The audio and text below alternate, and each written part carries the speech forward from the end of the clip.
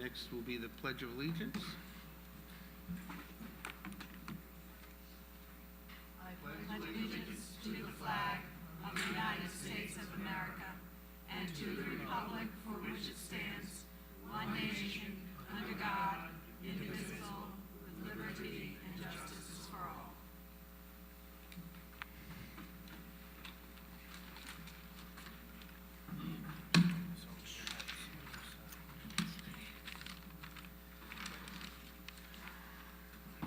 Next will be a moment of silence.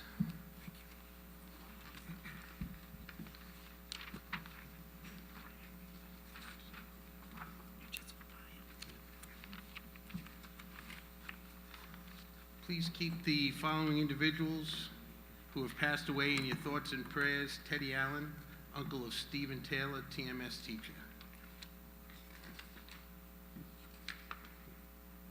We'll have a moment of silence.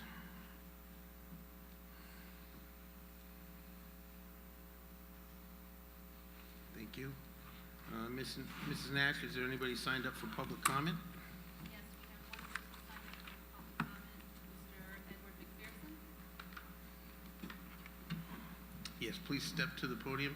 Just state your name and address for the people watching. Yes, Edward McPherson, 156 Eustis Avenue here in Newport.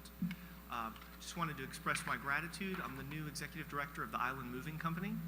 And on behalf of the board, the staff, all our contributors, I wanted to thank the school district for being so easy to work with. We're here in the schools this week. We're partnering with the second and the third graders in the district. It means a lot to us to have the opportunity to work with teachers, educators, and so thanks for what you do and for being available and easy to collaborate with. I'm thrilled to be in the community, and I can't wait to get to know you. Thank you. Mr. Chairman, I think Ms. likewise Sylvia? we thank Island Moving Company Thank for you. giving our students the opportunity. All right, moving along, we'll have Ajane Green give the report of the Student Council update from Rogers. Hello. Oh, I don't know if this is working. Okay, so for sports, the girls are away at East Greenwich for a basketball game, and they also versed Middletown on the 11th. The freshman boys also had a game today, a basketball game, and also the track and field team had a track meet versus Prout, and the boys track and the boys basketball team will have a game and meet tomorrow. And for activities, the Winter Ball is on Saturday, January 13th. National History Day is on Thursday for the juniors, and the meetings after school. There's a Gay Straight Alliance meeting on Wednesday. There's a SADD meeting on Thursday for Project Purple, and the Voight and Vice newspaper was today after school. And deadlines for seniors are the transition to college for at CCRI, where you earn 3 college credits, and January 15th is when the letter of intent is due for senior projects. Okay, great, thank you. Next order of business is 4.0. We'll move into action items. First one under action items is 4.1, approval of Newport School Committee regular scheduled meeting calendar for 2018. This was held over from last month. We had to make an adjustment to the September meeting to move it to Monday, September 17th. The Jewish holiday of Rosh Hashanah is observed on September 9th through 11th. So we've adjusted the calendar, and you have it before you. Entertain a motion. Mr. Chair, I move we approve the calendar. Second. Motion made by Ms. Sylvia, seconded by Mrs. Gaines. Any comment on 4.1? Seeing no comment, all those in favor? Aye. Aye. Any opposed? So moved. Second order of business is 4.2, and it is a construction technology equipment bid Following qualified bid was received on November 16th for construction technology equipment for use by the Newport School Department. Funding for the purchase is from the Career and Technical Education Trust Grant. The total of the bid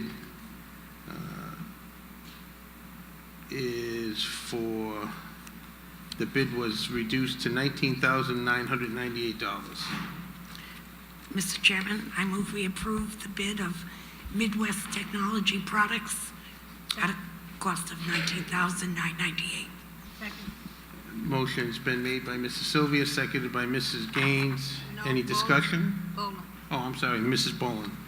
Seconded by Mrs. Boland. Any discussion? Mr. Collin. Thank you, Mr. Chairman. Is Mr. Harrop, the Facilities Director, with us this evening? No, it's not. I don't believe he is. No. It's technology. Okay, I'll ask my question then to either the superintendent, the chair, or anyone who can answer it. The money that is paying for this request or this item, where is it coming from? I see it on the school committee's update, but so the public will understand, can we have an explanation as to where that money is coming from? Mr. Young. So I'm Mr. Young. I'm the director of the Career and Tech Center. About a year and a half ago, I applied for a grant through the CTE Offset Committee with RIDE and the CTE Board of Directors. To put out an application for the grant, I applied for the grant through them, and that's where the money for this product is coming from.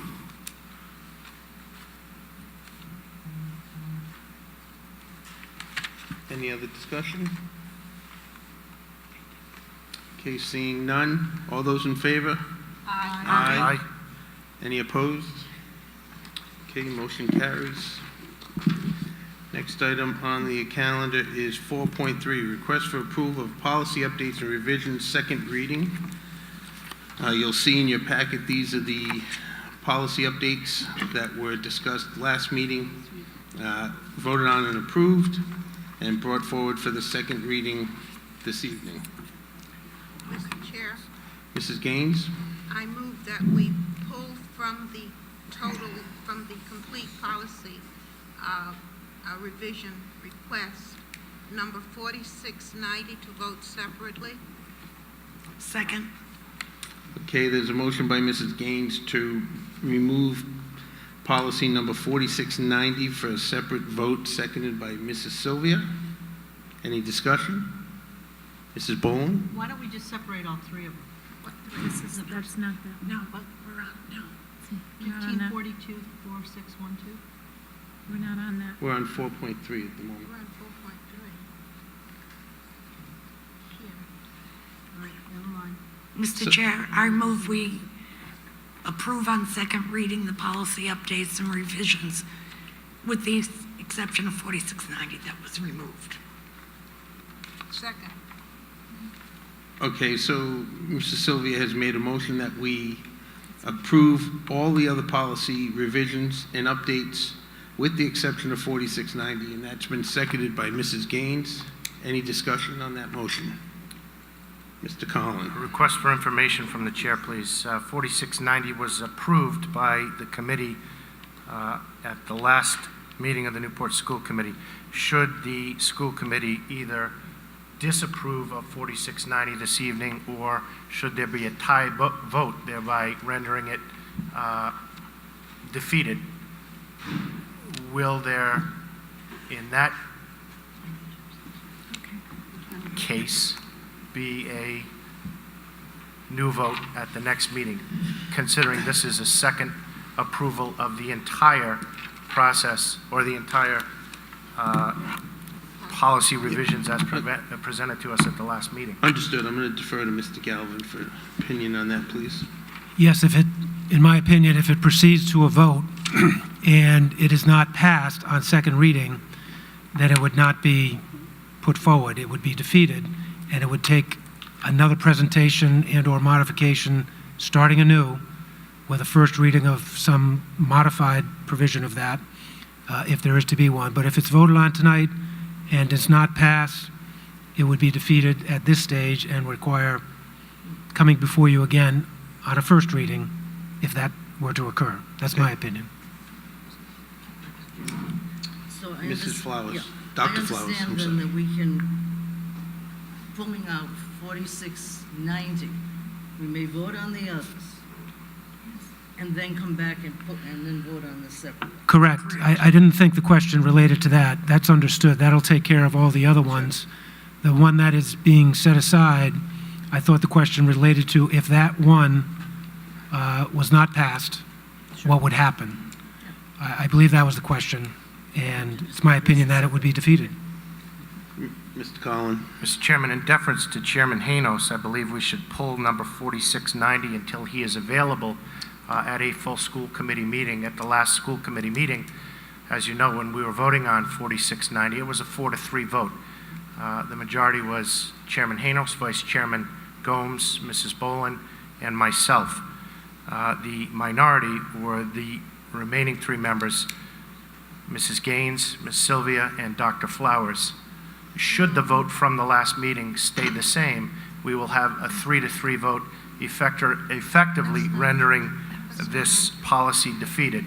It is both unfair to Chairman Hanos and unfair to the public in general that we not put this off until the next meeting. I think the 4 members of the committee who voted in the majority last meeting to approve this policy update were quite clear with what they wanted.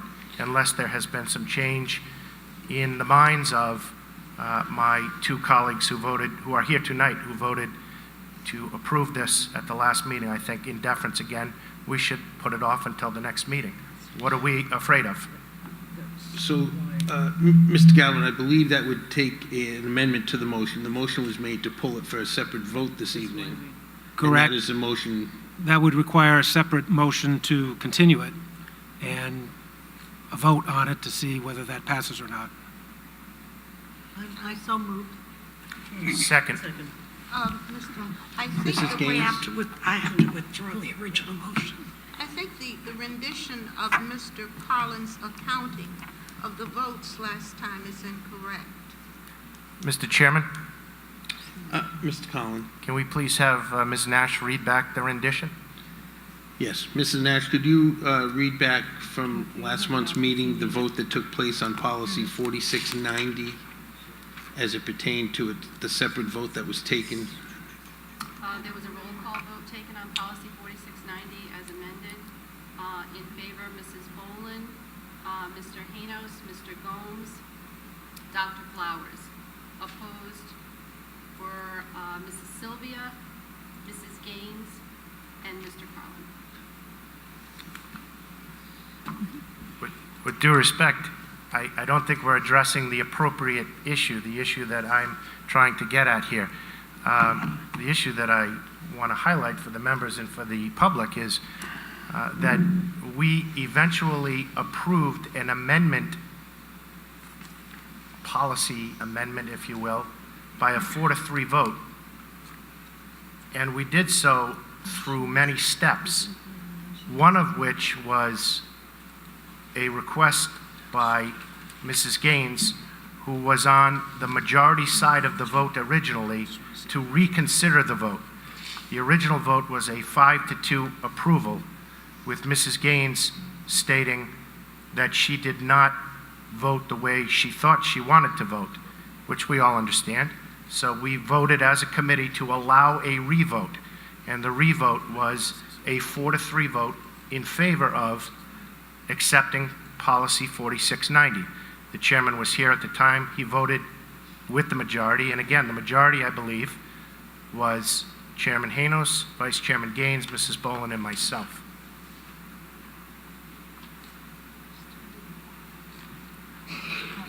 No, that would have been Flowers. Mrs. Boland. So either way, it was a 4-3 vote, and I have to agree with Mr. Carlin that Mr. Hanos had some very strong feelings about this, and I want to respect him. He's sick this evening, and I'd like to put it off to the next meeting.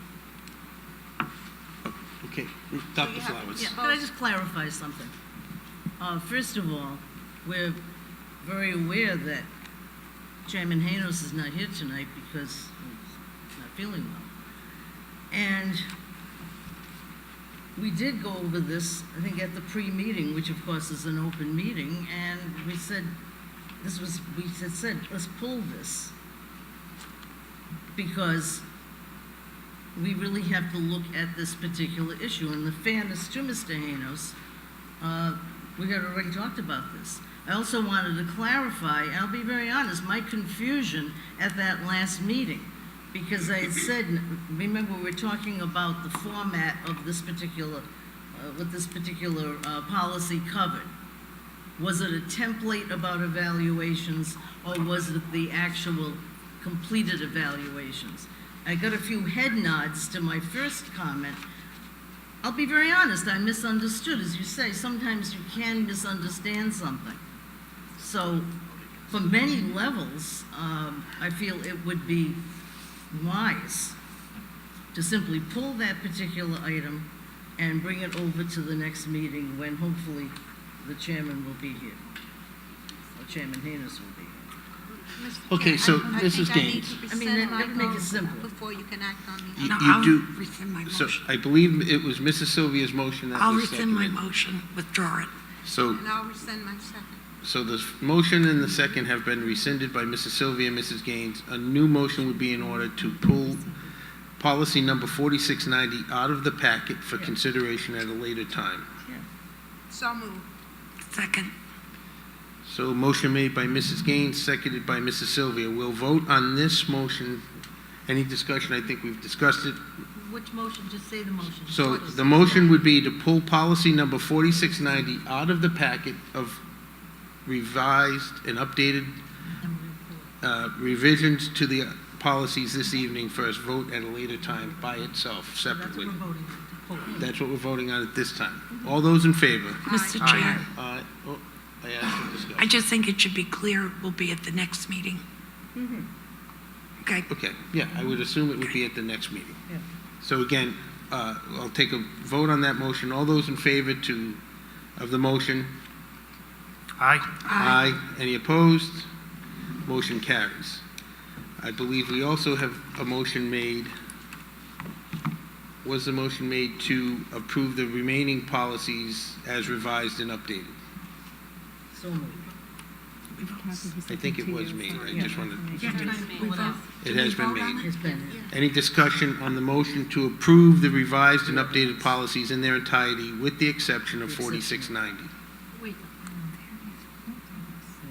voting on, Any, Mr. Collin? Thank you, Mr. Chairman. I'll be brief since I spelled out my objections to not the entire policy, proposed policy revisions, but to one specific policy revision, policy number 1548. I believe it is both undemocratic and an insult to the voters of the city that this school committee should make it more difficult to place an item on the agenda of the Newport School Committee, which is what policy proposal 1548 intends to do. Currently, members of the Newport School Committee can place an item on the agenda. There are very few restrictions. This proposal would require, if blocked by the chair and the superintendent, when a member submits a policy proposal or an agenda proposal, this policy proposal would require 3 members of the Newport School Committee to indicate their support for having a potential item on the agenda. Again, it's very undemocratic. It goes very close, or it is very close, to breaking the state open meetings law. One more person supporting an agenda item would be a violation, in my opinion, of the Open Meetings Act. This is the type of thing that we don't even see at the U.S. Congress or the Rhode Island State Assembly level. At least members can introduce legislation, agenda items.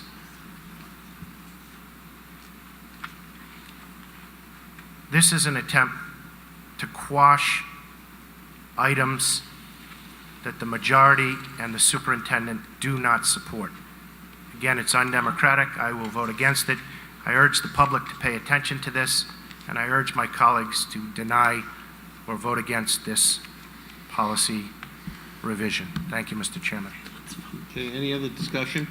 Mrs. Boland? So, up for right now, just because this is incredibly, I know you're out there and you can't see what we're doing, that you can't believe how really confusing this is sometimes. And last week, there were lots of mistakes made. So right now, we're voting on 4.3. We are voting on 4.3. A motion has been made and seconded to approve the revised and updated policy booklet in its entirety, with the exception of policy 4690. Okay, and I too will be voting. We've already approved it. They've approved, and this is the second reading for the final Right, approval. tonight we voted. We did not vote on it this evening. No, Oh, no. okay. Okay, can I make a suggestion from now on that we separate every single policy, no matter, just for voting purposes? Because we end up pulling this and pulling that one. It just would, it makes it, you know, I don't want to have to vote in the negative on something that because there's two policies combined together. So I feel the same way Mr. Carlin does on that, on 1548. Okay, very good. Chairman. Any other discussion? Mr. Collins, Dr. Flowers first, please, Mr. Collins. Do you want to pull that one? Or would it be practical?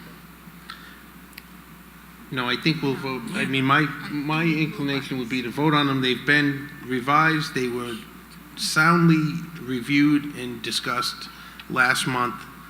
This is simply a second reading of things that were approved last month.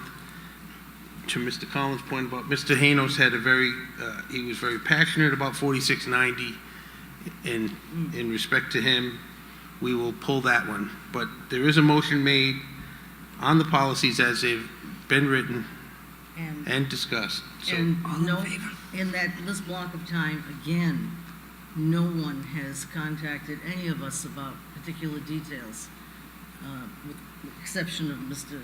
Collins' objections. But no one from the public or any other committee members have not said, you know, submitted anything, so, about any of these. I move the question. Mr. Chairman, point of clarification, please. yes, Mr. Collins. By voting for 4.3, you are voting to approve policy 1548, correct? Yes. Yes. Although it's not listed. Mr. Chairman, can I also ask for a point of clarification on the the question item? Can we have a clarification more for the public about a move the question? The move the question, as I understand it, stops all debate on this particular agenda item if there is a 2/3, I beg your pardon, a 3/5 majority voting to approve the move the question item. Am I correct? It strikes me that a reference to move the question was expressed by Mrs. Gaines. It was not recognized by the chairman. You continued your discussion relative to the pending motion. I don't think there's anything pending before the committee relative to a moving the question. So there's nothing pending on that at this point. Let me, Mr. Chairman, if I can, let me express my question in a different way. Mr. Chairman or Attorney Galvin, can you explain to the public, to all of us, what a move the question request by a member would do? Well, it's not on this particular topic, just in general. It calls for a vote on the topic that is before and the motion that is before the body, and there's no further debate. If it's seconded, there's a vote, and if it passes by that percentage, then that ends the debate, and a vote is taken. Mr. Chairman, having heard Mrs. Boland's already mentioned objection, not just tonight, but at the prior meeting, to policy 1548, and to hearing Dr. Flowers suggest or asking the members if we should pull policy 1548, I will formally move an oral amendment to remove policy 1548 from agenda item 4.3 for consideration this evening. Second. Okay, Mr. Collins has made a motion to remove item 1548, I believe. Is that the correct number? That's the one. Remove 1548, seconded by Mrs. Boland. Any discussion? Dr. Flowers. As long as that's going to be voted on separately, correct? That would be That's the what it intent would of be. Mr. Collins' motion, Vote I on it believe. separately. No, my intent this evening is not to vote on this item 1548 separately. My motion was to remove policy number 1548 from agenda number 4.3. My intent was not to vote on that separately. It was simply to kill, if you will, for lack of a better phrase, policy number 1548. The revised. Revised policy number Because it's 1548. Still in the policy. It's the second reading, proposed second adoption of this policy, and I don't propose to vote on that separately. Again, I propose simply to eliminate that from consideration. Okay, so Mr. Collins' motion, to clarify, is to remove policy 1548 from the binder before us this evening, and seconded by Mrs. Boland. Any other discussion? Seeing none, Dr. No, I Flowers. just want to make it clear that unless we can vote on this separately, I would rather keep it as part of the package. If people vote against it, the revision that is, If you so would, be it. and I believe, I can check with Mr. Galvin, but I believe if you vote against Mr. Collins' motion, you would be voting to keep it in the packet, and then we would vote on it this evening. The whole big package. So, seeing no other discussion, we'll take a vote on the Mr. Collins' motion. All those in favor? Aye? Opposed? Aye. Aye. Motion is defeated. We'll return back to the motion made by, I believe, Mrs. Gaines, seconded by Mrs. Sylvia, to approve the policies for a second reading this evening, with the exception of 4690, which has been removed. I will call for a vote. All those in favor? Aye. Aye. Opposed? Nay? Okay, vote is in favor. Moving on to item 4.4 is a request for a new, request for approval of new policies, which I believe we are going to ask for that to be removed this evening for further consideration. So I'd entertain a motion. So moved. Second. Motion made by Mrs. Gaines, seconded by Mrs. Boland, I believe. Yes. Any discussion? Seeing none, all those in favor? Aye. Aye. Opposed? Motion has carried.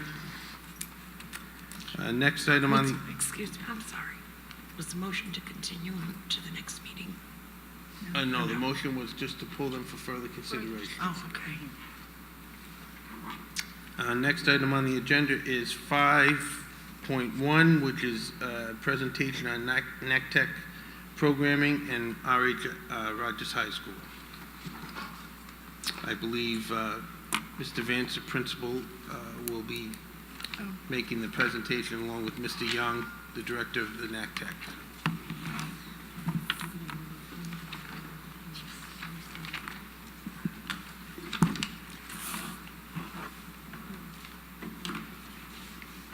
Mr. Chairman, I'm sorry. Mrs. Sylvia. Before they begin, can we reconsider that vote on the new policies? I would like the motion to include a date because of the importance. I mean, to have them reconsider, to come before the school committee for a vote, social media. If you would like to make a recommendation to, Okay, I move we reconsider the vote. Why don't we just add the date? It's easier. Well, we voted without a date. Or I can move that they do it. 4.4 is just a minute, separate. just, Mrs. Sylvia, are you making a motion? I would like a motion that they be continued to a date certain And I think I would like to ask Mr. Galvin, I know you were asked to review them. Do you think we could have them on the next agenda? Do it, your pleasure. I'll be happy to review them and provide superintendent with any comments I have.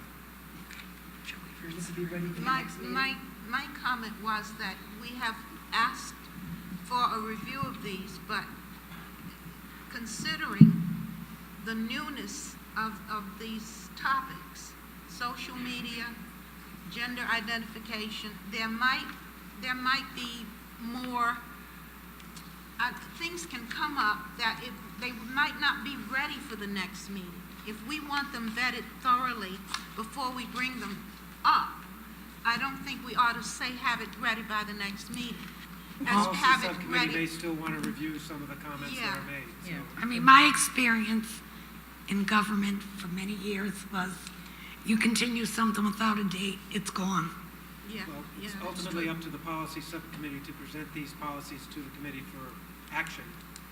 I'm sure they're going to be taking that up as they have with these policies at their earliest opportunity once they've vetted out any of the concerns the committee members may have.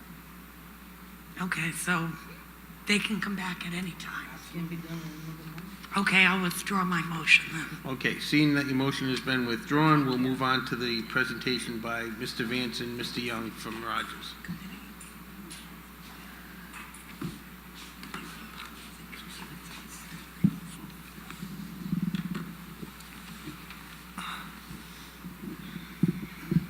So my name's Jared Vance. I'm the principal at Rogers High School.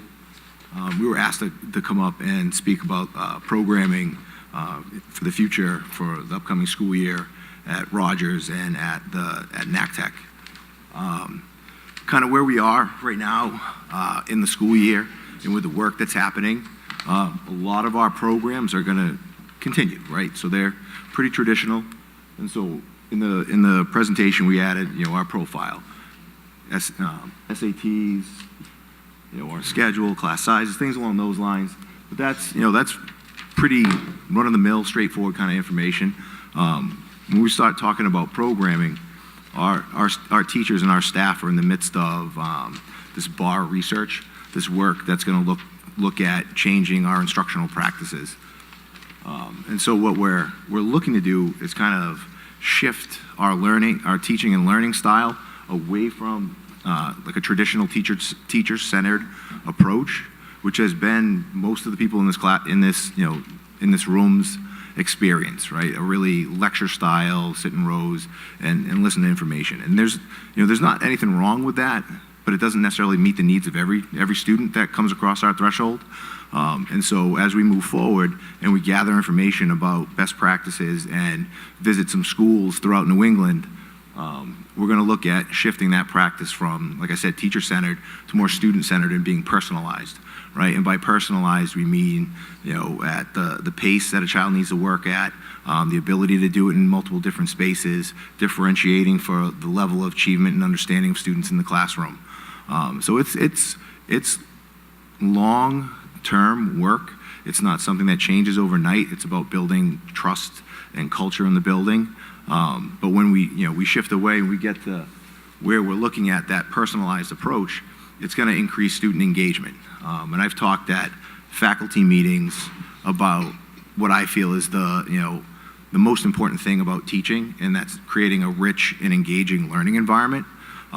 Just for the simple fact of it addresses a lot of the issues that in Newport we have with some discipline, with attendance, with student achievement.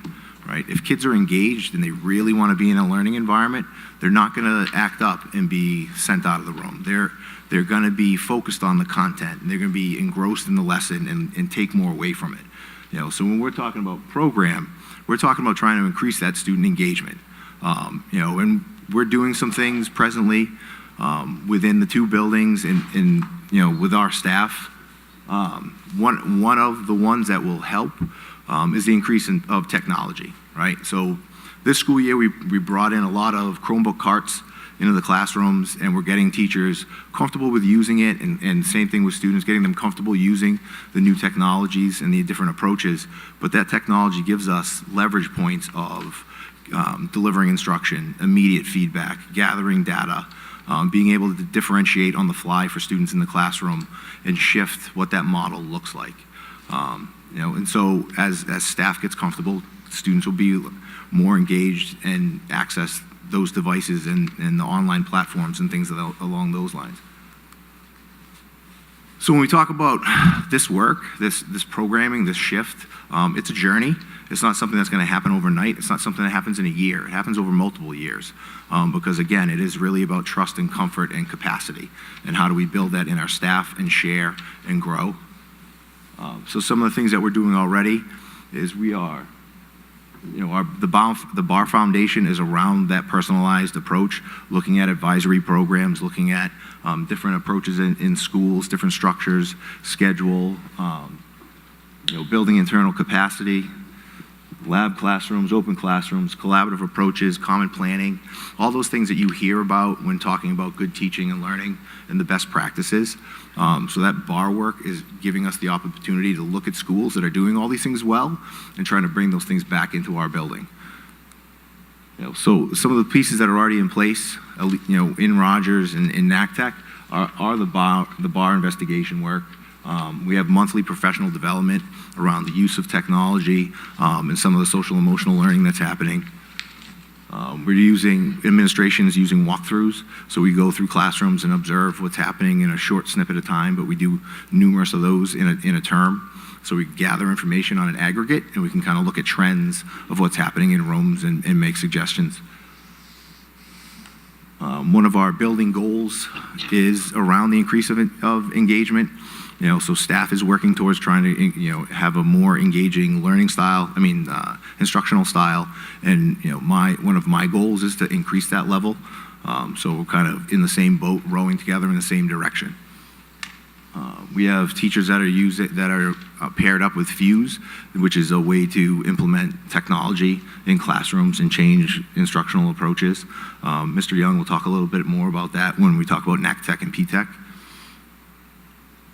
Again, the improved use of Chromebooks, looking at researching educational platforms, change of schedule, time, building and advisory, and again, increasing access to NACTech and PTech. So we're, in Rogers, like I said, we started off, we're pretty traditional, and we're trying to shift our approach.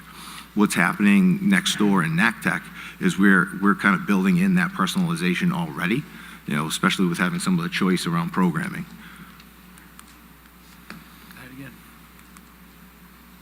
So just to follow up on some of the personalized learning piece, so we do have a personalized learning platform in our English and math class that's located in the Career and Tech Center. It's our second year with our Summit platform, which enables us to do the personalized learning. We've had 2 summers of professional development where our teachers have attended bi-weekly sessions with the Summit platform folks. So when you come and look in those classrooms, they're not the traditional classroom. You see students sit in groups. And the groups are based on their skill level at that particular time. I think one of the most significant impacts is the students are all challenged every day in that classroom. And it allows them to get that personalized piece also with the teacher. So if you talk to the students that are in those programs, if you ask them what they like best about it, it's the teacher-student interaction, because the student gets to meet with the teacher either one-on-one or in small group instruction, so it focuses on the needs of that particular student. But just to move on to our current pathways, we're just going to a quick review of some of our programs and kind of where we want to go with them. So our AOIT is one of our strongest programs. Many students enroll, in our programs, in our AOIT piece. And as far as making any changes to that, we're not recommending any changes right now in that program. We are aware that the teacher is planning on teaching one more year, and then she will retire. But we're aware of that now. We're planning accordingly with that. Automotive technology. This is one of our programs where it's a very high cost program, and I think. One thing that the committee has to know about, it's not one of the Governor's Workforce Board's top 8 programs. So we are going to lose some funding in auto. So the categorical offset, which is a fund that the state gives us to help offset some of our high cost programs, automotive is not going to be eligible for that categorical offset funding any longer. They will be eligible for Perkins funding, but we are going to lose some state funding for this additional program. Yes. Right. You also note that the teacher is retiring this Right, year. So, yeah. when would that decision have to be made to whether to continue this or not? Aren't you recruiting at this point? Yeah, we're recruiting right now. We have 3 certified teachers that are interested in the program. They've all applied. We've touched base with them, and 1 person who's interested in the teacher assistant program as well. So right now, the thought is to continue? The thought is to continue it and then slowly to evolve either some diesel engine work or some marine engine work in there as well. But I mean, the students that are in there they're highly dedicated. They love the program. I meet with them frequently, talk to them. What are you looking for? What can we do better? They just say, some of them are work on farm equipment, so they do want some diesel stuff in there. And the second thing they say is just, we want more work. Give us more cars to work on. It's also kind of like when you can't just quit doing German when you have a child that's like in this 3rd year. Right. You can't do that to the automotive kids either. You No. can't. You'd have to give it, like we're going to phase it out in 4 years kind Yep. of thing, I would think, to make that fair. Yes, yeah. And I think, based on the applications that we get this year, we'll see how much interest we continue to move on with that program. Advertising, design, new media. As you know, we've recently received the grants. We have invested some new equipment in there. They're expanding, and his numbers are growing almost probably more than some of the other programs that we have. The students they really like the technology piece that we've put in there. We're going to have an embroidery machine. We're going to have some screen printing machines. So he's going to have more opportunities for students to do their own student-run businesses. They do a lot of this stuff for me. If I need a flyer made, if I need things made, I don't know if anybody has seen the RIPTA buses out there. Those are our ad design students design that product. We sent it in, and then now it's posted. So this is one of our major growing programs. And what is and part of the fact that it is growing, it's a good problem to have, is right now he doesn't have a level 4 program. So in that he teaches yearbook in that. And so now we have to decide if we're going to add that level 4, which is Mr. Vance and I have sat down and talked about. If we do that, then we need to find somebody else to teach the yearbook piece. But there are students that are in there that are excited about continuing on. And the equipment that we have in that program is the same equipment that they have in the community, in the industry, so students can walk from our building into another building and tell their respective employers, I know how to work that. I have that same piece at school, so it's a great program. Construction technology, again, it's one of our other programs it's growing faster than we've expected. Now, with the grant that we just talked about tonight, we're going to have even more technology infused into that program. We'll have some CAD software in there. They're going to have a mini computer lab, and the CNC machines, which you guys approved tonight, are going to really separate this program from some of the other programs. And when a student can go to a prospective employer and say, I've worked on the CNC machine before, that's going to separate them from others. We've also had many people come down from the board of directors, take a look at our program. They recently interviewed some of our students, and they're going to be in one of the Rhode Island Builders Association magazine coming up in May. So there's a lot of generation, a lot of talk about what's going on in the carpentry program. As you know, Mr. Ferreira, he's running out of work. He doesn't have time for the requests that he does in there. But his students are excited about infusing the technology into the program. All right, cosmetology. So the RIDE and the governor's or the Career and Tech Education Board of Directors has deemed that cosmetology is no longer going to be a RIDE-approved program. That's a significant impact with us in that they will not be eligible for any kind of additional funding. So they won't be eligible for Perkins funding, which helps our CTE programs. They won't be eligible for categorical offset funding either. We also will not be able to recruit students for cosmetology after the 18-19 academic year. So we don't have to close down the program, but it's important for everybody to know that this program is going to have to be funded exclusively by city funding. And we've had many committees. As the Career and Tech Director, I serve on some of the subcommittees, and we go to these meetings and put together a proposal. We propose them to the Board of Directors, but they have decided that it's not a high-cost, high-wage pathway any longer.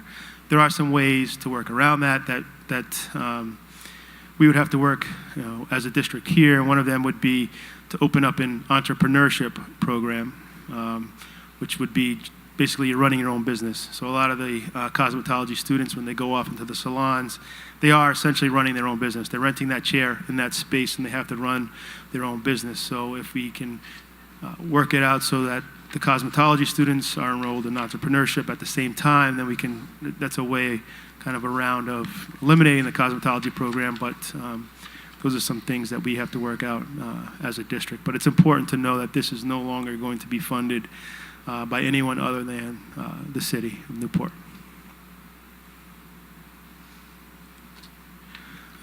Culinary arts, I don't think anybody in Newport does not know about this program. Chef is in his level 1 class at capacity. Can't accept, couldn't accept any more students. Those students will continue to roll over. So the impact that that's going to have on us is we will have to hire another part-time teacher because of we're going to add the level 4 program to that. So he's expanding. As you know, some of the admin rooms are going to become open. So the chef will have his own teaching class in there, and we'll have we'll continue to expand with that. But he is growing faster than any of the other programs. And if you've been in there, everybody can see why. Once a student or a parent gets in there and sees what goes on in that kitchen, it's an easy sell with him. He does super things in there. JROTC is one of our newest RIDE-approved programs. They're continuing to do great things in that program.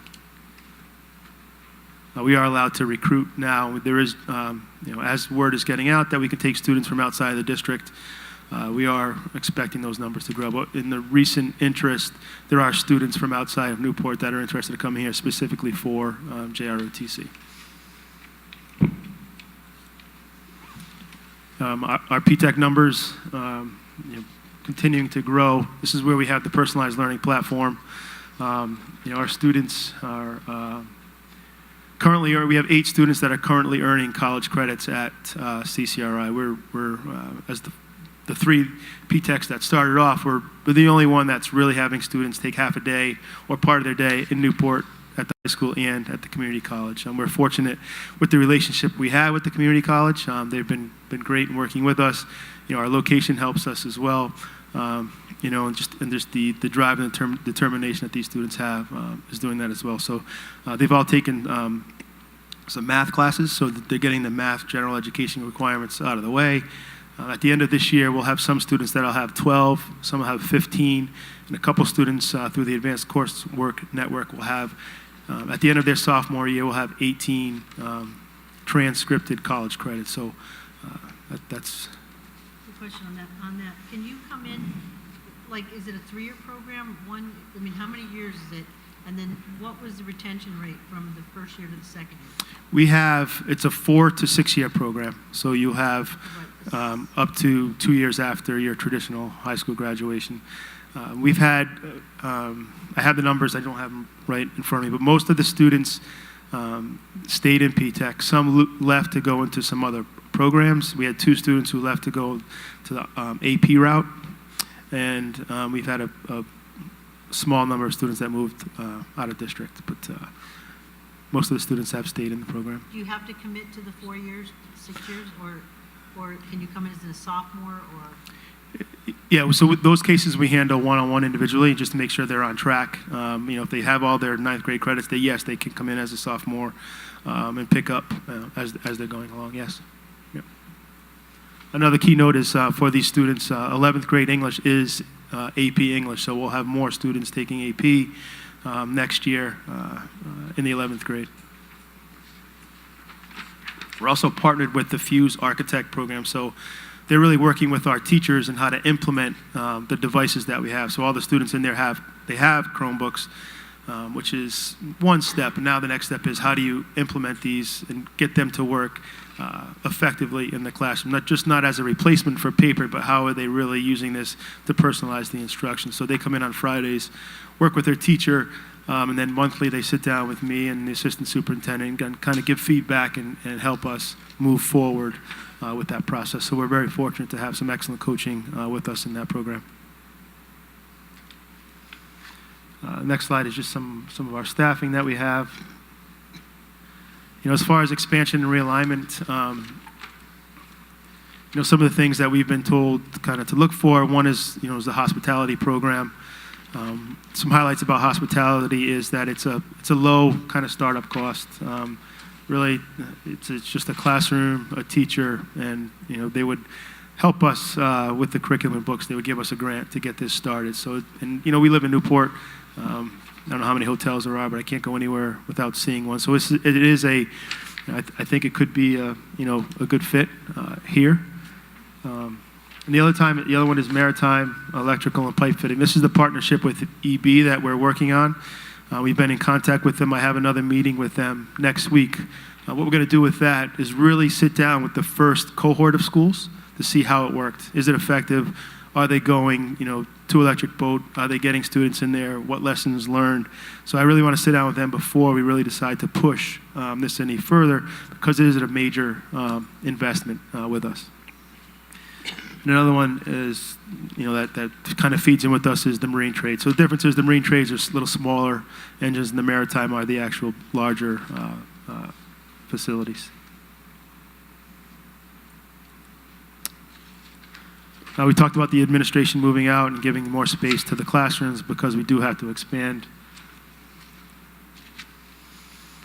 And just some of the concerns and roadblocks. I just really want to make sure we're, properly funding, the Career and Tech Center based on the needs. They are high-cost products. There are some upgrades, and we kind of talked about the automotive upgrades in there and some additional things that need to go into the culinary classroom.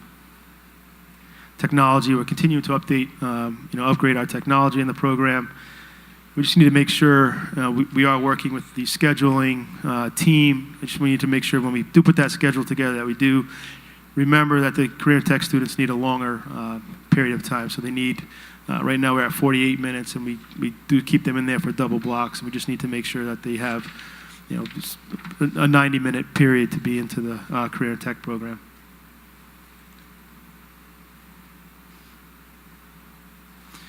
And then as far as, student interest and student need, I have a survey I'm going to put together, and we'll pass that down to, to the seventh graders, just to kind of pull them, see what their interests are, and then we can think about where we want to expand with them. We're also going through NEASC this year, so we're working, as a group, we're working, putting together our survey, but I also want to see what the NEASC team, what kind of feedback they give us, on our program as well. So those are the kind of things we want to put together before we really decide to go forward and which direction we want to go in. But the NEASC visit is early May, last week of April, first week of May of this year. And so they'll come down, do their visit, and provide their feedback by the end of the summer. Robert, Yes. on this last page you have here, books $180 per book. Yes. How much are we doing with paper now? No, these books up here are the P-Tech, the college books. So when the students take the college course, they have to take the book that the professor recommends, and they are expensive. I have brought that up with the P-Tech committee. We meet monthly up at CCRI. I've brought it up with the Commerce Board on, there's got to be another way of funding this. Oh, yeah, and they get a book and they get a digital code where they go in to do their homework. So it's not even like you can sell it back anymore. It's different. It's one of the, for me personally, because we were the first school to really send students. We sent 7 over the summer. It's a significant fee that we have to pay. So I have brought it up with the P-Tech committee statewide, and we're trying to figure out ways to go around that. But that's a major fund that we have to work with. And especially as, I think next year our college numbers are going to be greater because some of these students will be in their third year of P-TECH. So that's something that we really have to think about. Okay, so any questions for either Mr. Vance or Mr. Young? All right, thank you, gentlemen. Thank you. Thank you very much. Next item on the agenda is 5.2. It's a presentation on the Academic Recovery Program. Ms. Tracy Shea from the Newport Community School will present data related to the Academic Recovery Program. Additionally, the Newport Community School has partnered with CCRI to develop a 3-credit college course called Transition to College, which will help prepare our students for the rigors of the college experience.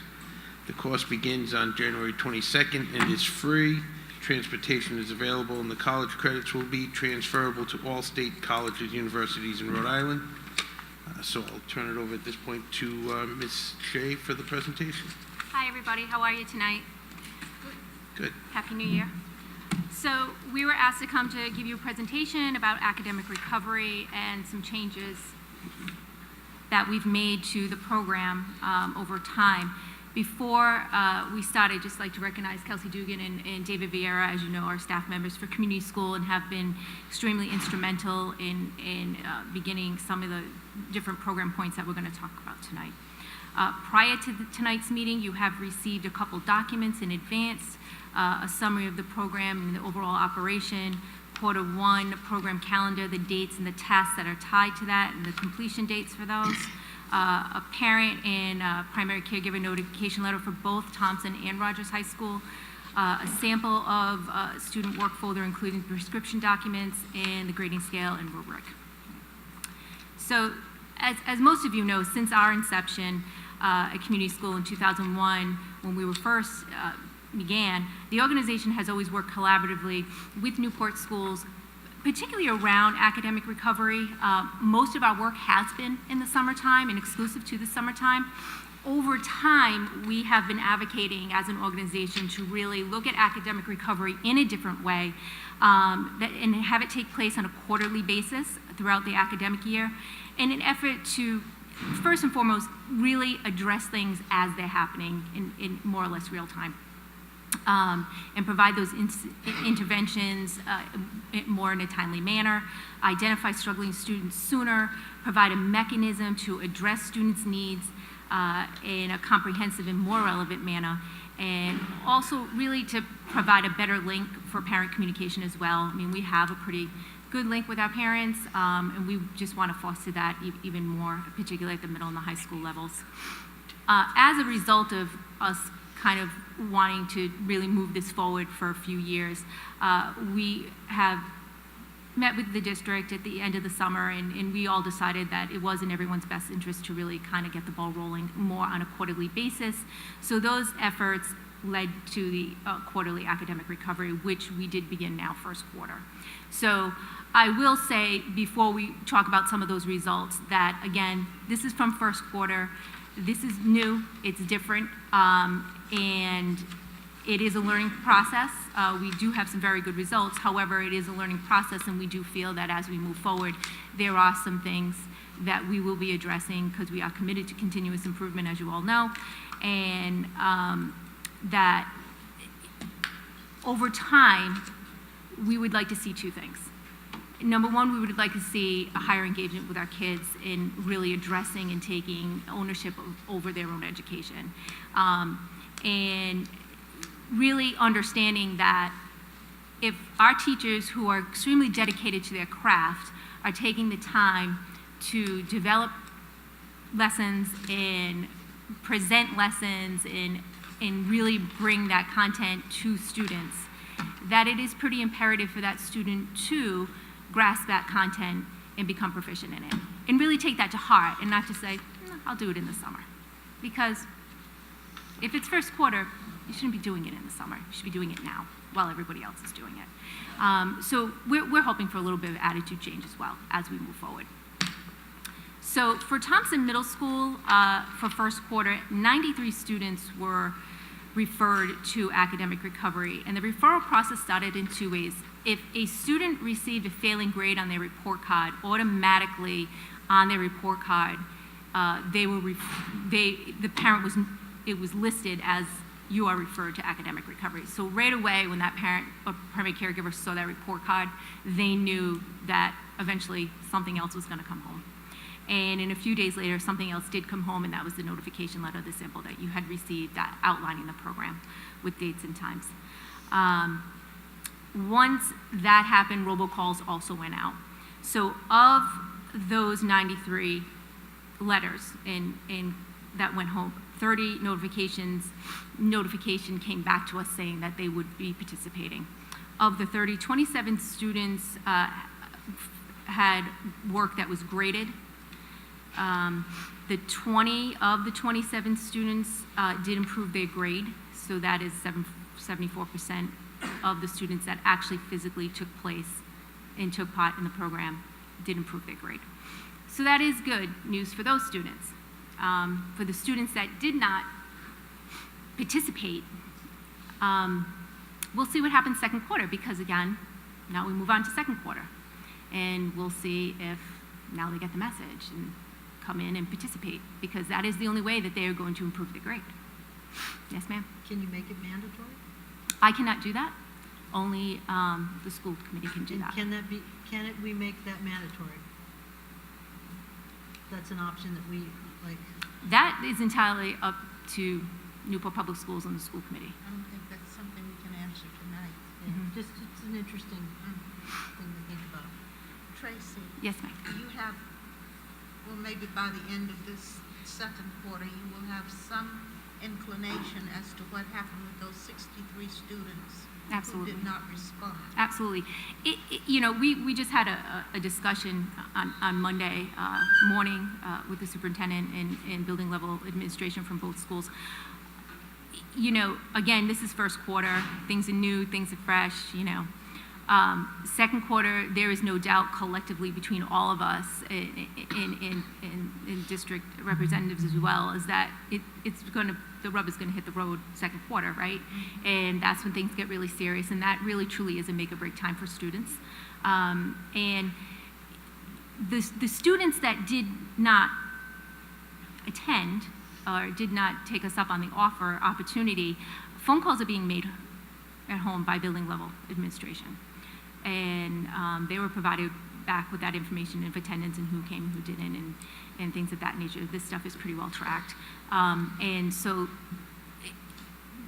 they will be contacted again. Did you also look at the attendance of these students, those 93? We did.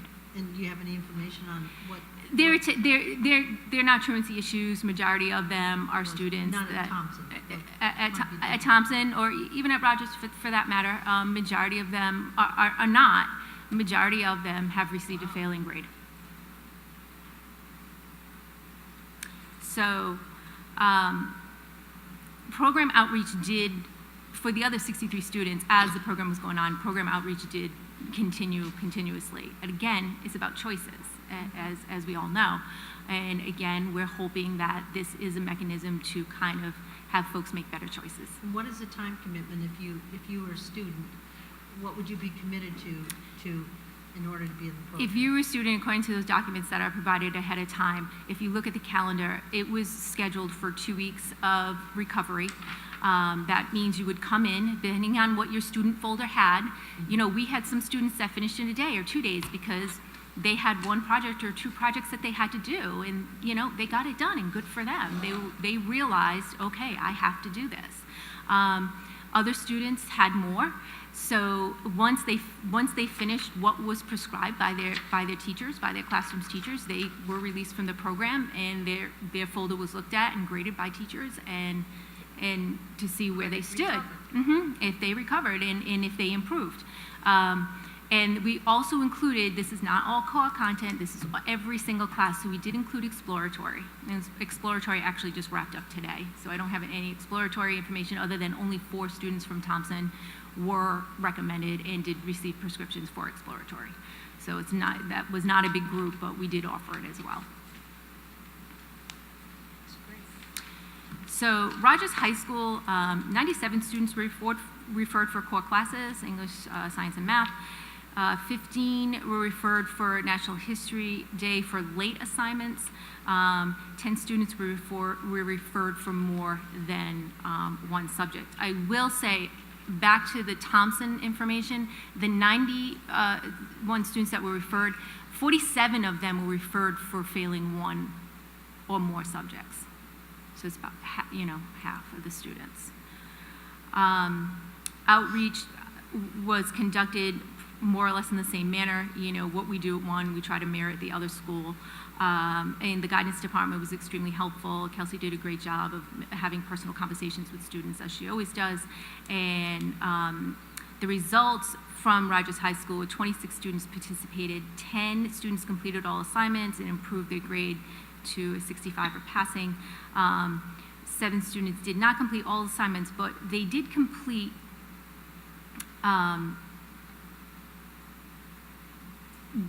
majority of what was in their packet to have them improve their grade.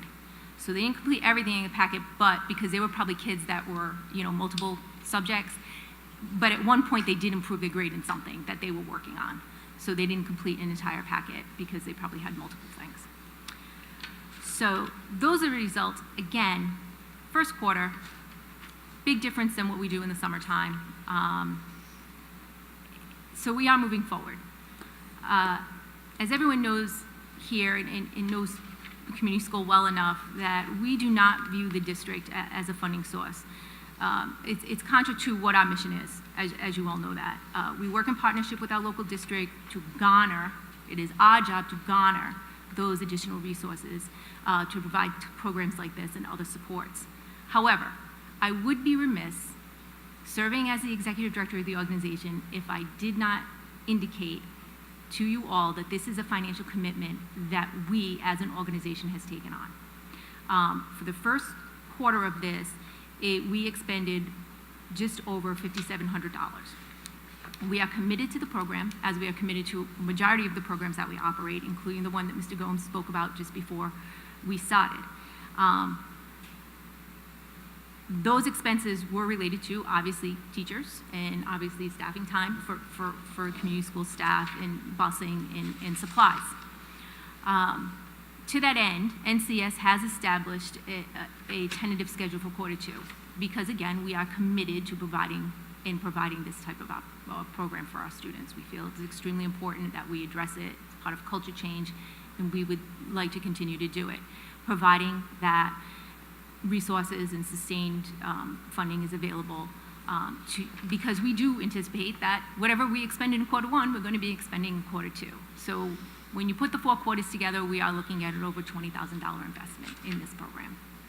So we are committed, but again, that is for your information, so you clearly understand how this is operating.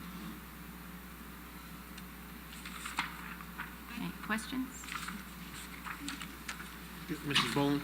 Do you have any, like, if in a perfect world, what would you add, or what are we lacking? What do you want to see from us? I think, feel free to chime in. I think we're at the stage where it was the pilot. It was probably the best time to do it first quarter because, again, as we discussed, things are new, people are just kind of getting their feet wet first quarter. We are looking at prescriptions, maybe to streamline maybe the prescription at Rogers High School, maybe to make it a little bit easier, doing some of those types of tasks. But the general core of how the program would operate, no, I wouldn't anticipate any of those changes. Outreach or anything like that, no, I don't. We're doing our best. Again, it does come down to choice. It does come down to choice. And I think one thing what we hope is that for those students that did participate and those students that did improve their grade, everyone talks, kids talk. And so all of a sudden, oh, you improved your grade. We're hoping that that could also be a motivator. Like, oh, okay. Like, okay, this is serious. Like what they said would happen, happened. I know. Kids don't always believe that. Mm-hmm. if I say it, doesn't matter. You say it, doesn't matter. But once they hear another kid did it and it happened, then, okay, we're all telling the truth. So, yeah, that's how we see it.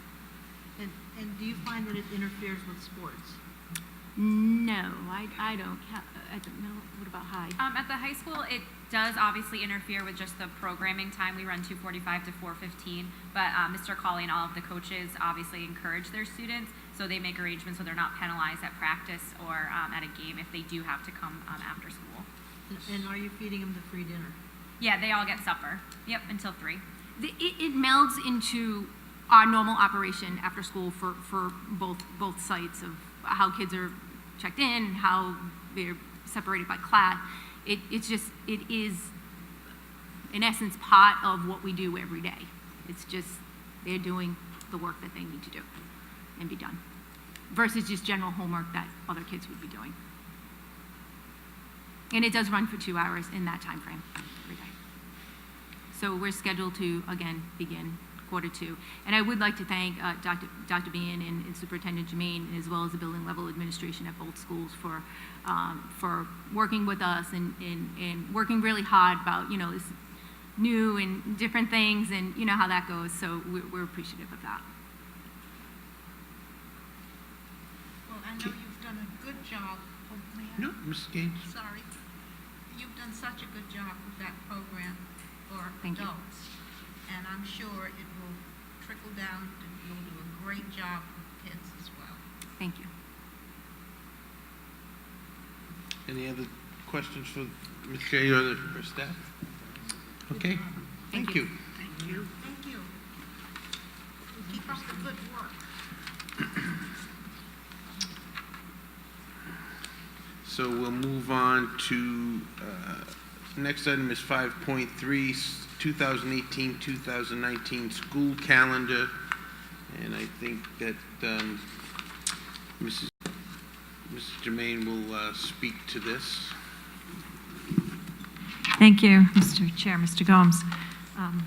Yes, tonight in front of you, just for discussion purposes, we have been floating different calendars, school calendars out to different contingencies. We did share with some parents, shared with the administrative staff, shared with some teachers, the union, just to show them different types of calendars. We also, last night at the Parent Advisory Council meeting, we had a discussion about the calendars as well. During that discussion, in helping to support Dr. Bean and the professional development for our teachers, we also discussed start times and early releases, as they do in other districts, Portsmouth, Barrington, there's quite a few throughout the state, that they have either late start or they have early release during, I think it's every other week or once a month in their school districts, to help provide additional time for their teachers to get more professional development and work on their craft. So in the conversation with the group that was present last night, the group made it very clear, as long as there's a lot of notification, parents, and we can all figure out ways in order to accommodate families together creatively, and also working with our partners, which I just want to say, Tracy Shea, the community schools, Dave Vieira, Kelsey Dugan, excellent example of how powerful we can come together as a community when we work together and help support each other. And that partnership, along with our partnership with the Boys and Girls Club and our after-school programs, and Christina Ruth with the after-school programs here at Pell, and Samantha Brins, we will, if we give, I think, a notification, we can also help families in that way for early release. The parents did overwhelmingly state they thought that it's better to have an early release and not impact the start of the day. Like, let's keep everyone in their same routines for the start of the day. The calendars that were popular were, and I want to couch this in, I think, just a reminder to the committee and for an awareness of the community that the calendar is also negotiated, some parts of it, with our teachers union. So presently, right now, the contract calls for school, first day of school or teaching is September 1st. It can begin in September. We're not supposed to start school before September 1st. Now, you can always have a conversation and work together, but that's in the contract. Teachers can come in for professional development and other opportunities before then. The parents liked last evening, they liked the last week of August, and Mr. Gomes and Mrs. Boland, you were present, so anything jump in. They seem to like the last week of August, and then kind of you take the Labor Day break, and then everybody comes back in, and you start to get back into the full routine of school. The vacation times were interesting. The March vacation time, which was, in a survey in the past, very popular, does not seem to have continued its popularity. And the March vacation was not something any of the group really supported. They do want to keep an April vacation. And we did look at Portsmouth, and Portsmouth's April vacation, in the spirit of trying to keep all our calendars aligned as best as possible, they include Good Friday in the 1 week they have off. And the group thought that we should try, if possible, to do that as well, try to align it to Portsmouth in April. The February vacation, we did look at some suggestions that had come up in the past about shortening that vacation. And that vacation would be, you would have the Friday before President's Day off, the Saturday, Sunday, Monday, President's Day off for teachers. Students would have the next Tuesday off, and teachers would have professional development on that time. So during that week, students would have school Wednesday through Friday. That was well received and seemed to be a preference for the group. I want to just remind everyone, this is just for discussion purposes. We're gathering information, and we still have to do more outreach, but that is what we're seeing so far. We have reached out to, Portsmouth has already set their calendar, and I believe that's been shared with you. And Middletown will probably be another month or two, I believe they're going to set theirs. And I know Kathy's been in contact with the different school districts in Tiverton probably in the next month or so. April? March? March. So they're looking at theirs. But the biggest thing for our community and our parents is just notification. They'd like to know sooner rather than later about the calendar. And if we do early releases, let them know sooner rather than later, so we can set up and put systems in place to help accommodate families. And that's where we're at. Any questions for Mrs. Jermaine? Dr. Flowers? So just my only comment is that just what happened this past week in view of climate change, we always have to be very cautious about the possibility of, hopefully not, but of makeup days because of various storms. So there's your advantage of starting a bit earlier. But again, you know, you have to talk with the teachers on that. I believe, am I correct that Portsmouth starts earlier? They start in August, correct. Yeah. One of the other academic reasons a lot of districts look at an August start is because, I don't know if people are aware, that when our high school students take advanced placement courses, all advanced placement exams are taken at the same time across the country. So if you, for instance, in the Midwest, a lot of schools go in, I think, the third week of August. So they're starting their academics much earlier. But when May comes, every child that's in those AP courses nationwide take the test. So as far as seat time, instructional time, the later you tend to start school, the less seat time and instructional time you have. So that is an academic reason a lot of times people have looked at starting possibly earlier before Labor Day. Will there ever be hope that at least the island communities will be in sync? Or am I just being, I'm being hopeful? especially with the regional, the career in tech. It would be, we'll hope, It would be great. eventually. Yes. Make life easier. Yes. Mrs. Has Gaines. thought been given to, not summer school, I don't know what you might call it, but those students who are signed up for AP courses, that there could be some provision for them to start their classes early? It would certainly have to be on a voluntary basis. We couldn't, demand it. But I would think they would want to get more time in to be better prepared for those tests. I have heard about that in other places, and it has been, the students and their families know that if their children are going to take the AP courses, their AP courses will start mid-August. I have heard that before. And actually, in a district on this island, we actually had ramp-up programs for algebra and math in August, and we worked with Raytheon, and the Raytheon engineers actually came in and worked with the students during the summer to kind of prep them and get them ready for algebra. So there have been, so ideally, I guess, we will always, and that's what's great about the partnerships and using everyone's strengths and talents. What the community school does for and with the Newport Public School districts is amazing. And they build relationships with children, and they help children to be more successful, something we all want for our children here. But ideally, we would like to be able to have more challenging opportunities for those students that just love academics, just love to learn, and would love to soar in those higher classes. So ideally for me, high school, a school district would be able to offer those opportunities. And you keep learning, just like we say, learning's supposed to be a lifelong experience. We model that as far as when and how we teach our children.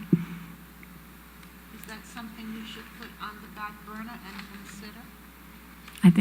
I think anything's possible if we want to try to address it, and I don't think it's a bad idea. We can look into it, absolutely.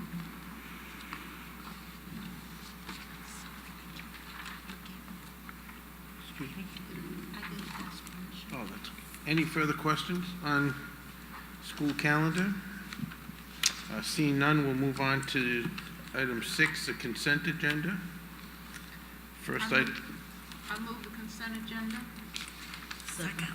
motion to approve the consent agenda by Mrs. Gaines, seconded by Dr. Flowers. Any discussion? Seeing none, we'll take a vote. All those in favor? Aye. Aye. Opposed? Motion carries. We'll move on to 7.1. Mrs. Nash, are there any monthly correspondence? Or do I do that? Oh, I see that now. No monthly correspondence, so we'll move on to item 8, which is reports from the superintendent and staff. First, 8.1, 8.2 are the expenditure and revenue reports and the public schools restricted grants. And I will also take this opportunity to welcome the new business manager tonight. So this is his first meeting, and congratulations and welcome. So I'll turn it over to you. Thank you. A pleasure to be here. It is a pleasure to be here. I do enjoy already working with the staff here and the superintendent. So I'm looking forward to this wonderful journey with the school committee and the schools here in Newport. In terms of the expenditure report, I hope you all had a chance to look through it. Just as a point of reference, eventually for the school committee, as you receive these, if you have any questions, you're more than welcome to give me a call if you have any individual questions that maybe I can answer before school committee.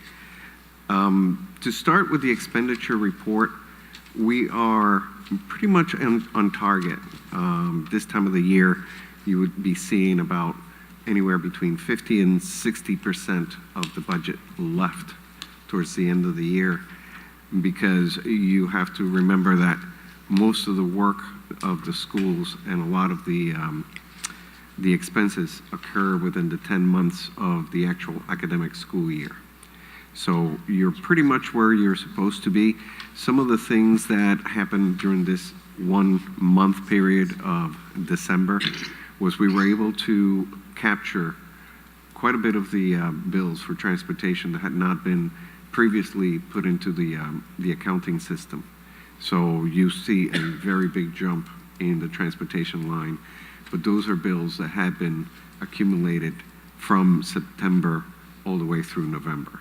So you see that big jump. It's not that it all happened in 1 month. It actually is the accumulation of several months' worth.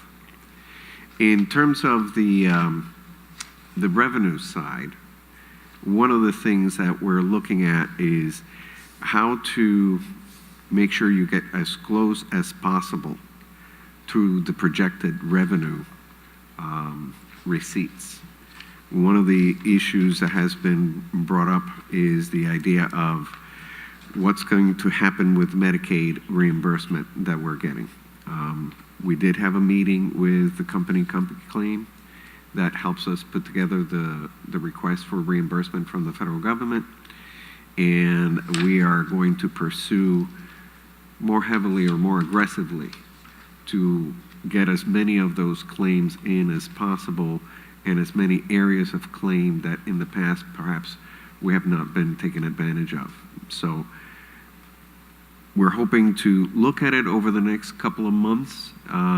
We're asking for additional help from them, and in that additional help, hopefully we'll see this revenue increase on a quarter-to-quarter basis. On that issue, you know what percent of we have collected of those Medicaid applications, so that we can kind of keep track of it? Do you have like a starting base? Like, are we at 50%, or, you know, like where? I don't have the exact number, but part of the work that we're doing with the company is to find the, okay, so and not just find whatever the percentage is, but to pursue the ones that are not bringing them in. I'm also working with the special ed department to do that. Can they be collected retroactively? They can be collected retroactively to a point. So anything we collect is a bonus in terms of being able to collect some back revenue. One more. At our last financial aid meeting, financial advisory meeting, it was brought up that the federal impact aid, that we did not collect as many of our applications as we could have, and we were discussed that January 31st was that date. Is any effort being made to collect them between now and the next 2 or 3 weeks? We have collected some additional ones over the last, I would say, what was it, like 3 weeks. I did meet with the high school staff and try to give them some ideas of how to collect a few more. It is going to be one of those things that's going to be a continuous effort, even from now until next year when we reapply for the impact aid. Because if you can capture in this year, even if it's after the fact, where the students are and where the families are living, you have a starting point for asking them again next year when you're actually looking for additional aid next year. So it's not a process that ever stops. Our aid actually went down quite a bit in the last year, and it has to. I think we only collected, what'd you say at the high school, 55, 60%? It was pretty. It was not. It was low.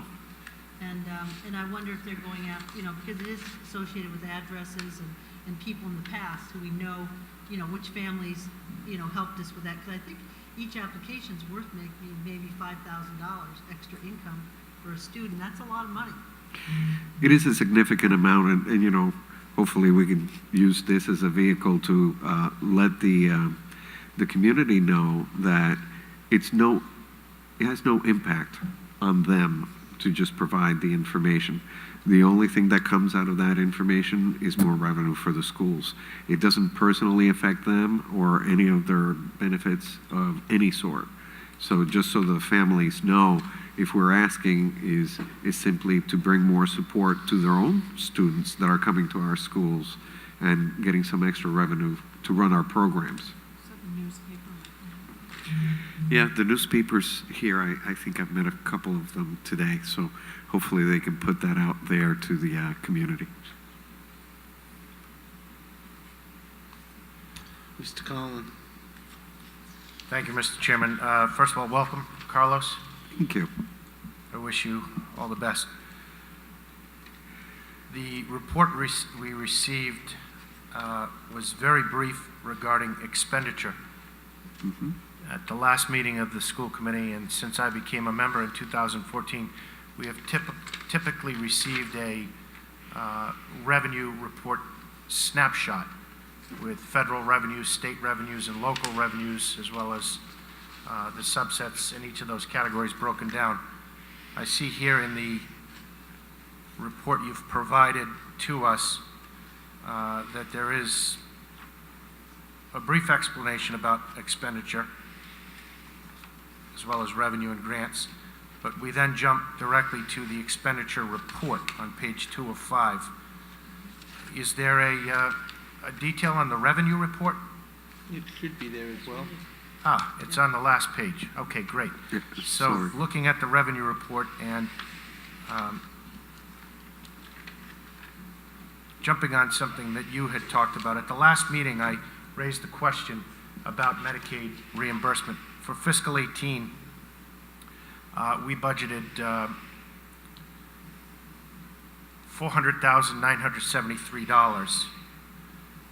And for fiscal 17, our total receipts for Medicaid reimbursement fell far short of that.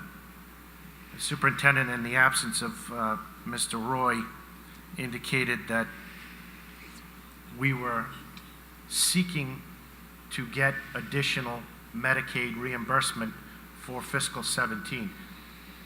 You just elaborated a bit on that. Can you give us a dollar figure?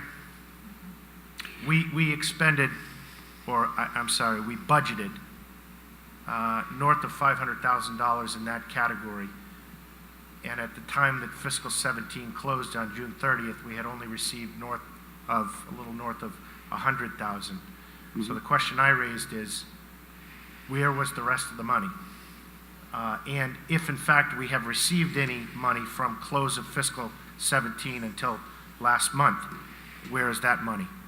Or where are we accounting for that money as far as the two budgets are concerned? Do you understand what I'm asking, or stating and asking? Yes, I do understand what you're asking. In terms of the amount of money that we will collect, in terms of trying to project out how much money will be collected this year, that's why I'm asking about, perhaps 60 days or so to take a look at what pieces we can still go back and collect, plus what parts the company can help us in terms of additional areas that we have not in the past asked for reimbursement. So I don't have that figure yet, basically because I've only been in the seat for a few days. And I will get that information to you, hopefully within the next couple of school committee meetings, including anything that could be traced all the way back to 17. As to the amounts for 17, fiscal 17 is closed. So any revenue that comes in is going to be put into this fiscal year in terms of the accounting. But yes, I will be able to tell you if any of it reflects back to 17. So accounting-wise, we fell short about $400,000 in fiscal 17. If we receive that $400,000 in fiscal 18, are you saying that we add those revenues to fiscal 18 budget? It's not necessarily, there's two pieces. One is the budgeting part where you project what it's going to be. The other one is the accounting part where, for accounting purposes, you put it into the year that you receive it. So last year's accounts are closed. The auditors already went over it. So if you end up with a deficit in any one account, it stays as a deficit and you have to backfill it from other areas that may have a surplus. For this year, anything you collect would go towards your receipts against your expected budget of, I believe it was 400,973. Yeah, what you're saying, I completely understand. I'm having a very difficult time understanding why we appear to be ignoring on our reports the lack of actual receipts. We definitely outline an original budget, an adjusted budget, year-to-date actual receipts, projected rest of the year, and total projected. And it all comes out even, regardless of how much money we have actually received from, in this case, the federal government. So, If you take a look, where are we making that whole, is what I want to know. I understand auditing, well, I'm not anywhere as well-versed on auditing as you are, but I understand the concept of an audit and the concept of the end of a fiscal year and by accounting standards, an inability, if you will, to go back and put the money in fiscal 17. What I want to know is these monies that have us off in our original projected budget, if they show up, where are they? all the receipts that we've had to date are in this report. That's the $40,531. That is what we have received to date. Okay, that's excellent. That's exactly what I wanted to get at. So we've budgeted $400,973 for fiscal 18. We've received $40,531, including that which would have been applied from fiscal 17. If Why anything are we has been- anywhere near confident that we will meet that $400,973 budget figure for this year when we're already $400,000 shy from fiscal 17? So we have a total of, if you will, $800,000 to make up by the end of June 30th, 18, and we are currently at $40,531. Can we not be more realistic here and adjust, as I said, instead of coming out even all the time, let's just adjust the budget and say, you know what, we're going to get less money than we expected. It is very clear. So let's have a realistic, I mean, we're asking, and I know you're new to this position, of course, but we're asking the city, or we will be asking the city, for tens and tens and tens of millions of dollars to build new buildings, to potentially fix existing buildings. If we can't get a $400,000 budget figure right, why should the taxpayers of the city of Newport trust us with any money? Now, a couple of things. One, in terms of last year's, when you have a shortfall in revenue expected in one line, it doesn't mean your whole budget is off by that amount of money. You could have other lines in the revenue side that you projected a lower amount and you got a higher amount. So you have to look at the totality of the fund balance of that fiscal year. So it's not necessarily that because we had a shortfall in one line, the Medicaid line, last year, that it means in total that the whole budget for the Newport Public Schools was in deficit. However, looking at this year, I understand your concern to have that one line that seems to be projected at a higher level than what we're receiving or seeing that we're receiving at this point in revenue. And that's the part that I'm saying to you, give me a couple of months to take a look at how much perhaps can we expect to increase that revenue stream or the rate of revenue collections so that I can maybe in a couple of months be able to give you a better target of how much money we are going to end up with, say June 30th this year on that one line. But I'll also give you, if other lines are going to be coming in at a higher revenue than expected, so that I can give you more or less a more balanced picture, not just one line that may be not receiving as much funding as was, for whatever reason, expected from last year into this year. And I appreciate that very much. It's only one example of a 40 million or near to $40 million budget. I brought that up because I asked the question last month, and the numbers are exactly the same. They haven't changed. I'll ask two more questions. One will be very brief. What is the surplus for, based on the audit by Bloom Shapiro done of the city, and of course included in that is the school department? What is the school department's surplus or deficit for fiscal 17 based on the audit?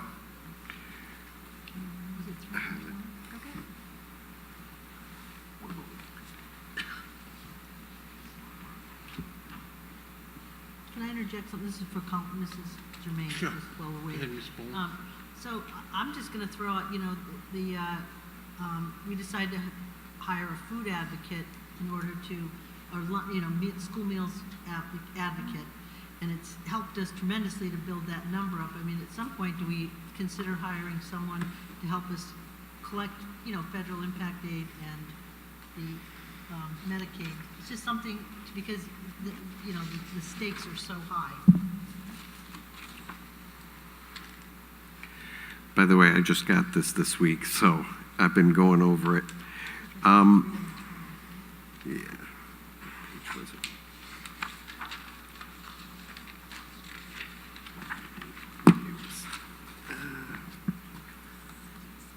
Is it 320? Hers was tagged, mine wasn't. No.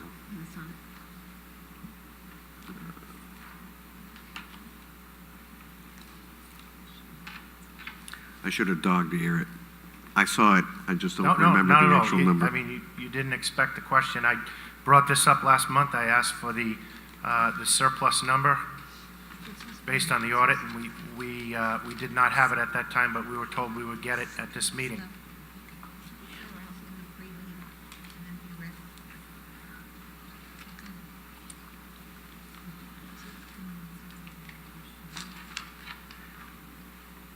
Let me go through the piece. Just so you know, we did add one more grant to the grant list because we received it and actually the monies came in, so we reported it on this one. And if there's any other questions, I can actually go through it and get back to you. It's that. Well, I'll ask my last question of Superintendent Germain then, because I brought not the last two questions I asked, but the question I'm about to ask, because all three of these questions that I will have asked by the time I'm done, I asked at the last meeting, and they didn't make any sense to me. So I waited until tonight, and they still don't make any sense to me. I'm not sure what we're doing here. So I'll wait, but I'd like to ask that last question. So looking at the fund balances for the end of the year, in terms of the unrestricted funds, would be about $975,590, according to the auditors. Okay. So we have, just to let the public know, according to the auditors, as of roughly the beginning of December, for the last budget year, which ended on June 30th of 2017, we have a fund balance of nearly $1 million. This is as of June 30th, not as of now. This is something that, you know, I know the superintendent was asked this in the past. I was looking at the big auditor's report, and I will work with the town to find out exactly how did they come up with that number. You know, just looking at our reporting system, Lawson, I don't know if you know the name of it. It's very difficult to come up with the same numbers that the auditors did. So I want to just verify it. The other thing is how this funding or this unrestricted fund balance, how it can be addressed or used or accessed. We're not sure about that yet. Well, that was my next question. I mean, forgive my ignorance if I'm not up to date on these standards, but the number is the number. We hire an auditor to, or the city in this case, hires an auditor to make sure that the books are correct. And the auditor has indicated, based on what you say, that we have almost, as of June 30th, 2017, or July 1st, $1 million surplus from that which was budgeted for fiscal 17. So an audit is an audit and a budget is a budget. If we have, according to the auditors, nearly $1 million left over as of the end of the fiscal year, then there's nearly $1 million left over as of the end of the fiscal year. It would take a vote by the Newport School Committee to reassign that $1 million budget surplus to some other function or some other category. In other words, the $1 million or the close to $1 million should be there. We have done, this school committee has in the past, on a number of occasions, taken a budget surplus or an anticipated budget surplus and authorized spending the projected budget surplus in the following fiscal year. We did no such thing with regard to this million. So I expect, and I'm asking of you, should we expect that that $1 million is secure somewhere in some type of an account, having not been spent, since it was not authorized by the committee? As far as I know, it should be, because I did not see anywhere where there was a vote to take some of that money and use it to support this year's budget. And you wouldn't have had this information to begin with. I mean, you have it now. Whether we, use it as part of the budget process for next year, that will be something we'll be discussing, I'm assuming. Well, that's great news. I mean, we shouldn't have to ask the city and our taxpayers for a dime. We have close to $1 million left over. That's fantastic for fiscal 19. The last thing I want to ask, and it's not a question so much as it is a request. At the last meeting, as I mentioned, I asked the superintendent about the salary line item. In September, I'll repeat the question I asked so that you can know it. I asked the question in September when we hired 8 non-budgeted new employees.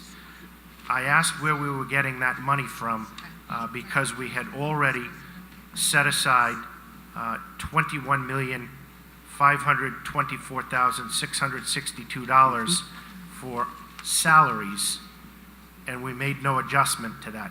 The superintendent in September, and again last month, answered me that we were able to hire those new employees in September by taking money from another line item, namely the tuition line item, which you can find in your budget. And because the tuition line item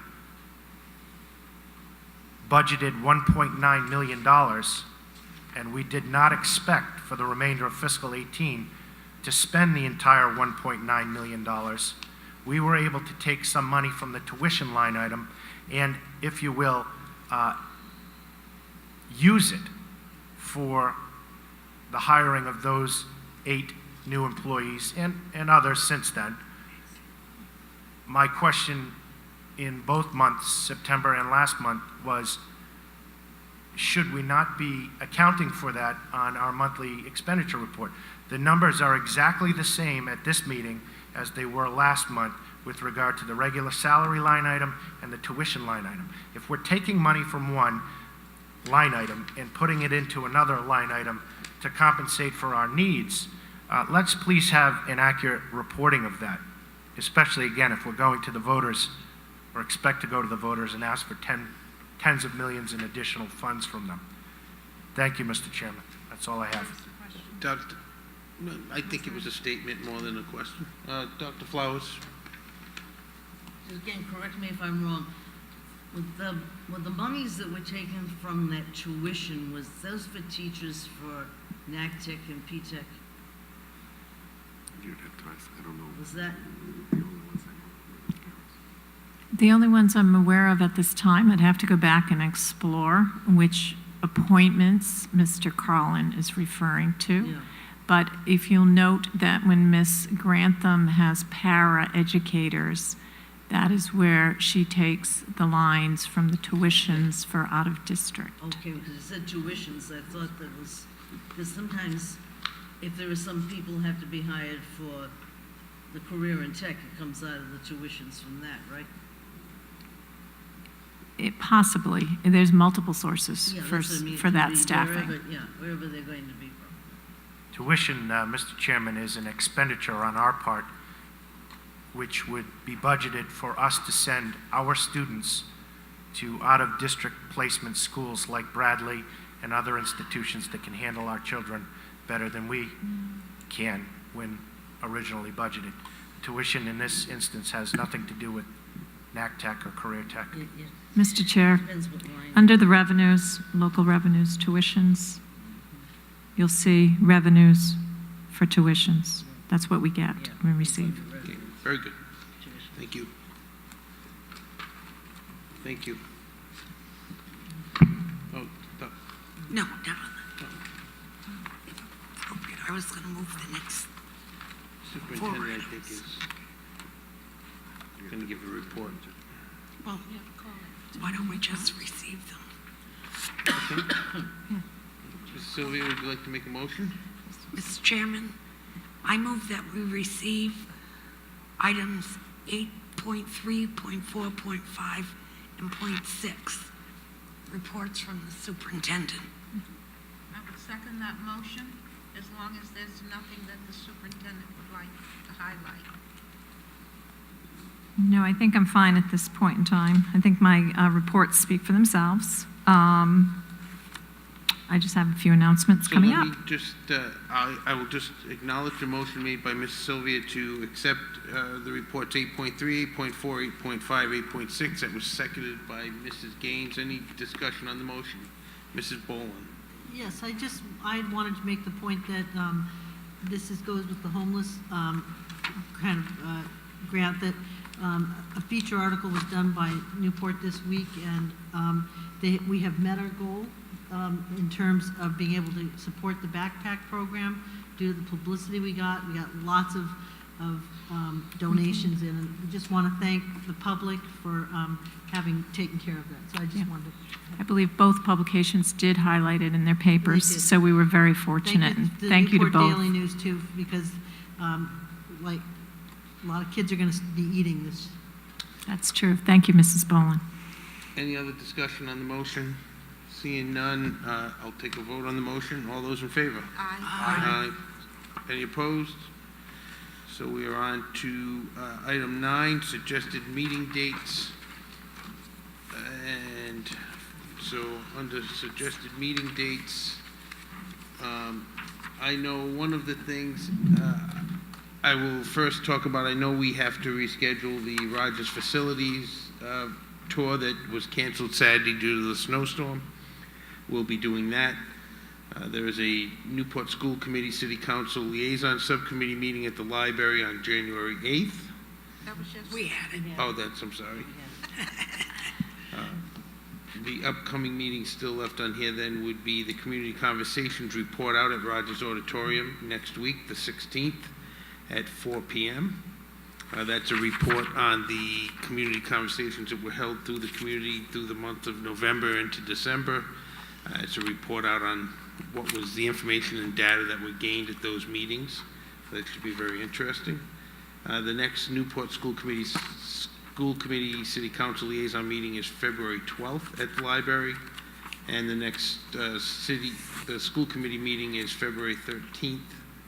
And I believe as a result of the school committee and Newport City Council liaison meeting on Monday, we're going to be trying to put a meeting together for late January or February that would include members of the city council, members from the commissioner's office, as well as the treasurer, Seth Magaziner, and our state legislators, city council, both Middletown and Middletown School Committee, to talk about the issues facing us both as with the new school and possibly building a new school. Mr. Chair, that would also include Rhode Island Department of Education. did, I said the Commissioner's Office, but not the, not RIDE specifically. But yes, so those are meetings that will be coming up. That's all I have. Anything, Mr. Main or Ms. Nash, on the meetings? Yes, so for the facilities, we're going to try for either January 29th or the 5th. If we're going to do the Rogers High School tour, people were asking if it could be sooner rather than later, and we did say we'd try to let the public know by tomorrow when the Rogers High School tour would be. I know there's another meeting here on Saturday, I believe. Representative Cicilline is going to be here at what time? 2. He's here at 2 o'clock at Pell.